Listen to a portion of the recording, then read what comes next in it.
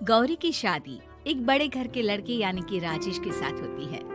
राजेश की 4 बहनें हैं और सभी अपने भाई पर जान छिड़कती है। अरे पापा, ये राजेश के लिए कैसी छोटी सी हिट की लड़की ब्याह लाए आप? हम लोगों का भाई तो राजकुमार है, उसके लिए तो कोई राजकुमारी होनी चाहिए थी। गौरी को ननद की बात बुरी लगती है और वो रोने लगती है। अरे क्यों गला फाड़ रही है? क्या गलत बोल दिया मेरी बेटी ने? एकलौता बेटा है हमारा, समझी? वो तो तेरे ससुर हाँ कराए थे, वरना मैं तो ना करवाती तेरी शादी अपने हीरे जैसे बेटे से। ननदे सास को भरती और सास गौरी से लड़ती। ये क्या है? तुम्हारी बहनें और माँ आए दिन मुझे खरी खोटी सुनाती रहती है। क्यों नहीं बोलते उन लोगों को कुछ? अरे क्या बोलूं? अब उन लोगों का इकलौता भाई और बेटा होना, तो वो लोग थोड़े इमोशनल है मुझे लेकर, समझा करो ना। और कौन सा वो लोग रोज आते हैं ससुराल से? माना एक साथ नहीं आती, लेकिन रोज कोई ना कोई तो खड़ा ही रहता है ना। खैर, जैसे तैसे कुछ साल गुजरते हैं।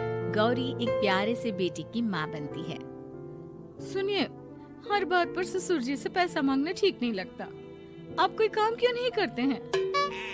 काम तो मैंने कभी किया ही नहीं गौरी। पापा के पास इतना पैसा है कि मुझे जरूरत ही नहीं पड़ी। लेकिन कहते हैं ना, हर दिन एक सा नहीं होता। गौरी के ससुर की मृत्यु हो जाती है और घर में गरीबी छा जाती है। गौरी ननद को फोन करती है। दीदी, अब जीजा जी को बोलकर इन्हें कहीं नौकरी दिलवा दो ना। घर चलाना मुश्किल हो रहा है। माँ जी की भी तबीयत खराब रहती है। दवाई का खर्चा और मुन्ने की पढ़ाई का खर्चा काफी है। कुछ मदद मिल जाएगी दीदी। देखो गौरी, तुम तो जानती हो मेरे खुद के 3 बच्चे हैं, तो ये मत सोचना कि बात घुमा कर बोलोगी तो मैं कुछ मदद कर दूंगी। अब पति तुम्हारा है, सास तुम्हारी है, तो करना तो तुमको ही है ना। हम भी तो निभा रहे हैं। खैर, बोल दूंगी इनको। गौरी समझ जाती है।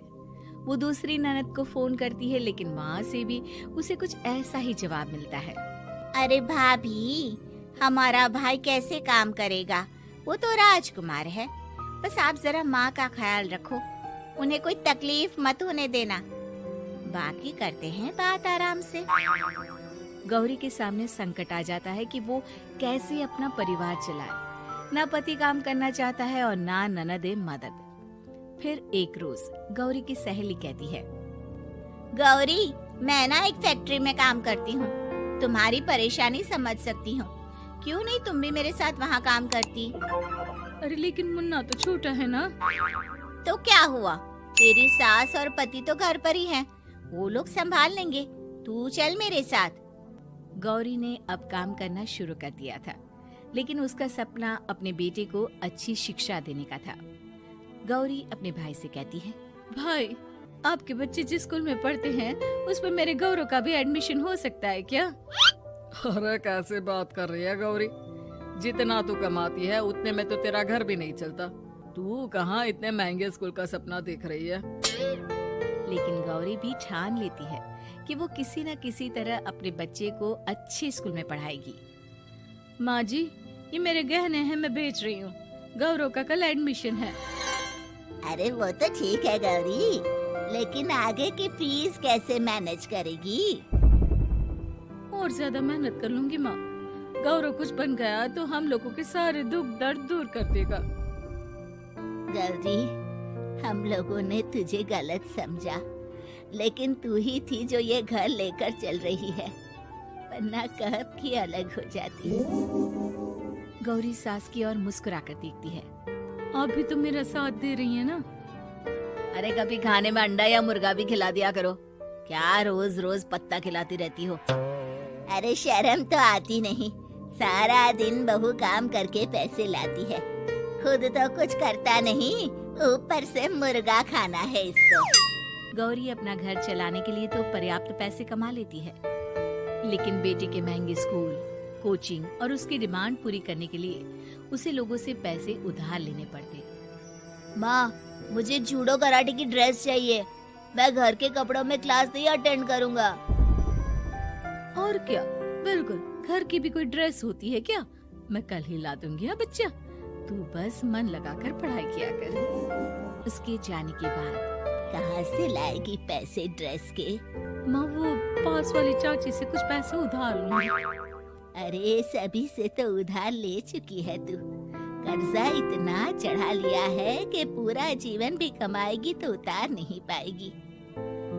माँ जी, गौरव कुछ बन जाए तो मुझे कमाने की क्या जरूरत, फिर तो मैं बस रानी बनकर राज करूंगी। एक दिन गौरव कहता है, माँ मेरी नौकरी लग गई है, वो भी अच्छे पैसों में। अब हम लोगों के बुरे और दुख के दिन जल्दी खत्म हो जाएंगे। गौरी की खुशी का ठिकाना नहीं होता।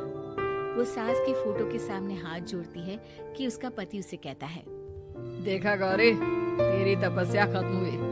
इतने सालों से जो तू फैक्ट्री में नौकरी कर रही है, अब तू आराम कर सकती है। अरे नहीं नहीं, अभी तो नौकरी लगी है, कुछ दिन कुछ पैसे कमा तो लेने दो। कुछ महीनों बाद गौरी की ननद गौरव के लिए रिश्ता लेकर आती है।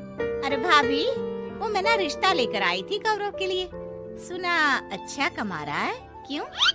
देखा मेरी बहन कितनी अच्छी है, कितना सोचती है हम लोगों के लिए।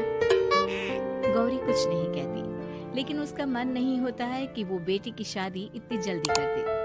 हाँ वो तो ठीक है, लेकिन अभी कुछ कर्जा है जिसे उतारना है। तो क्या हो गया, शादी के बाद भी उतार लेगा? कम से कम एक लड़की आ जाएगी तो आराम रहेगा। गौरी लोगों के प्रेशर में आकर बेटे की शादी कर देती है और शादी के बाद एक दिन जब अपनी फैक्ट्री में जाती है, मैनेजर साहब, कैसे इस फैक्ट्री में 22 साल काम कर लिया पता ही नहीं चला। अब तो बेटा सेटल हो चुका है, नौकरी की जरूरत नहीं है। लेकिन आप सभी का शुक्रिया। गौरी बहन, बहुत मेहनत की तुमने जीवन में, अब भगवान कोई मुश्किल ना दे। गौरी घर आती है, लेकिन दरवाजे के बाहर से ही उसे बहू और बेटे की आवाज सुनाई देती है। क्या है, तुम्हारी माँ ने तो सोचा भी नहीं कि जो कर्जा वो ले रही है खुद की अय्याशी के लिए, वो हम लोग क्यों भरे? उनका कर्जा है वो देखे। हाँ लेकिन क्या करूँ, माँ को छोड़कर रह भी तो नहीं सकता ना। अरे रह नहीं सकती तो क्या करोगी? पूरी जिंदगी उनका कर्जा चुकाते रहोगे? कल को हमारी भी फैमिली बढ़ेगी, कैसे मैनेज करेंगे? मैं नहीं जानती, साफ साफ बोल दो पैसे नहीं है फालतू के। जिसका कर्जा है वही निपटाए। गौरी बेटे बहू की बात सुनकर स्तब्ध रह जाती है और अंदर न आकर वहाँ से सीधे फैक्ट्री जाती है।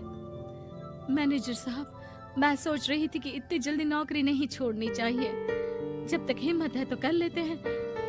वो मेरा इस्तीफा ना वापस कर दीजिए। ये बोलकर गौरी की आंख लाल हो जाती है। मैनेजर समझ जाता है कि गौरी की उम्मीद टूट चुकी है। वो उसके हाथ में इस्तीफा रखकर कहता है, कर्जा माँ का है तो माँ ही चुकाएगी। माँ का कर्जा आज तक क्या कोई चुका पाया है?